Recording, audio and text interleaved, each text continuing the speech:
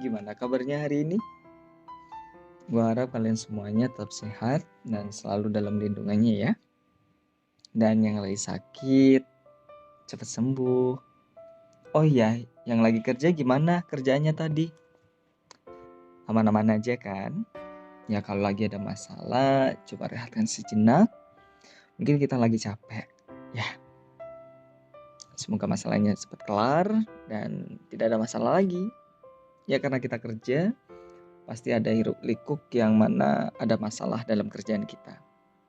But it's okay, keep smiling. Kenapa? Kita kerja ada seseorang yang harus kita beri tanggung jawab. Karena mereka berani memilih untuk hidup bersama kita. Welcome back to our channel, ngobrol bareng dengan gua Adi. Kali ini di podcast kali ini kita akan membahas mengenai sebuah perjalanan kisah cinta. Ya mungkin dari teman-teman semuanya ada kesamaan dengan cerita kali ini. Cerita ini gua beri tema yakni cinta jadi luka saat dia tidak ditakdirkan untuk bersama kita. Gua awali dari sebuah peribahasa yang mana mengingatkan sebuah perasaanku sekitar 2 tahun yang lalu, yakni peribahasa tentang jauh di mata tapi dekat di hati. Walaupun berjauhan namun di hati tak terkenang loh. Ya, hal ini berawal dari sekitar 2 tahun yang lalu dan pada waktu itu ada seseorang yang tanpa sengaja telah menembus masuk ke dalam relung hati dan telah membuatku berpaling memikirkannya. Ya siapa lagi? Dia yang memiliki kepribadian sederhana dan selalu peduli kepada orang lain. Tapi di balik itu semua ada 2 hal yang kurindukan darinya, yaitu tatapan matanya yang begitu polos dan mempesona. Serta satu hal yang kurindu darinya, yakni senyuman yang manis ada pada dirinya. Itu semua membuatku jatuh hati dan tanpa kusadari, aku tak bisa berhenti memikirkannya. Singkat cerita, kami bertemu dalam sebuah acara organisasi internal kampus yang diadakan selama 3 hari di suatu kota, yakni di Pulau Sumatera pada waktu itu. Kegiatan singkat yang terjadi pada waktu itu menyisakan kenangan manis yang selalu terbayang dalam ingatanku. Di mana aku dan dia duduk bersebelahan dan bercerita serta membagikan banyak hal tentang kehidupan kita masing-masing. Hal itu membuat kami saling melihat satu sama lain dan tak bisa melepaskan sebuah pandangan. Aku tak tahu apa yang dia rasakan ketika berbicara denganku, tapi yang jelas pada saat itu juga hatiku seperti telah memilihnya untuk menjadi sebuah pengisi hati.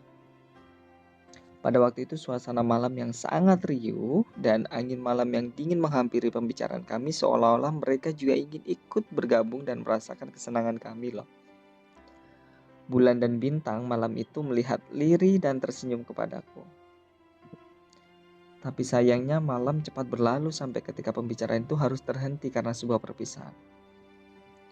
Memang tak ada air mata yang keluar, hanya ada salam perpisahan dan kata-kata yang tidak terlalu banyak diucapkan pada waktu itu.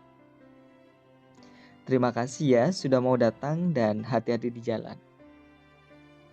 Simple, ya itulah kalimat yang terucap dari bibir dan setelah itu tak ada lagi pembicaraan kecil. Rasanya aku tak ingin pulang pada malam itu karena aku masih ingin di sana dan berbincang-bincang dengannya. Tapi aku tak bisa berbuat apa-apa. Ya mungkin itulah yang memang harus terjadi karena aku hanya bisa mengucapkan salam perpisahan dari dalam hati karena bibir ini sudah tak sanggup lagi untuk mengungkapkan apa-apa. Entah kemana keberanian dalam diriku yang selama 1 jam aku simpan hanya untuk mengucapkan sampai jumpa. Hanya 2 bola mata ini yang bisa menolongku untuk melihat dia terakhir kalinya. Setelah hari itu, dia mengirimkan pesan untuk menanyakan kabarku dengan gaya penulisan yang sangat singkat. Pesan singkat pertama darinya aku ingat benar. Dan pada saat itu juga terjadi percakapan kecil sih yang membuatku begitu sumringah. Ketika dia menanyakan padaku apakah aku mempunyai pacar atau tidak. Saat itu aku merasa bahwa dia juga mempunyai perasaan terhadapku loh. Tapi seiring waktu berlalu aku sadar dengan apa yang terjadi. Bahwa rasa kagum dan cinta ini hanya dapat aku rasakan seorang diri. Karena tak ada lagi pesan singkat darinya setelah 1 minggu kami saling mengirim pesan. Aku menunggu pesan darinya selama berbulan-bulan, tapi tetap tidak ada pesan masuk darinya. Aku menceritakan semuanya dengan temanku dan mereka memberi saran padaku untuk coba menghubunginya. Tapi aku merasa sangat takut dan gengsi. Ya aku pikir kenapa aku harus sampai melakukan hal seperti ini. Dan pada akhirnya aku mencoba untuk menghubunginya dan ternyata dia membalas pesanku. Aku merasa mendapatkan semangat kembali dan hal itu tidak berlangsung lama juga sih. Dia kembali menghilang dan tak dapat dihubungi lagi. Saat itu aku merasa hal ini sangat melelahkan deh. Dan semua yang kulakukan sia-sia gitu.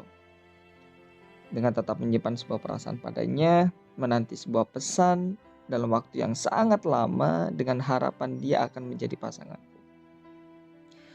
Rasa suka yang hanya dirasakan sepihak memang menyedihkan nih. Entah dengan cara apa aku harus menghentikan perasaan sebodoh ini. Aku tak bisa terus begini dan membiarkan hatiku menyimpan sebuah perasaan yang terlalu dalam untuknya. Tapi seiring waktu, aku mencoba untuk melupakan semua perasaan itu dan mengisi waktuku dengan hal-hal yang bermanfaat.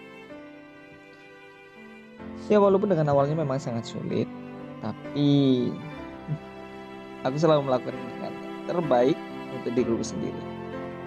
Karena apa?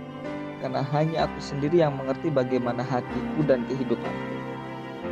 Walaupun ada kalanya mungkin kita hanya dipertemukan dan bukan untuk dipersatukan. Dan aku percaya semua rencana Tuhan pasti akan indah pada waktunya.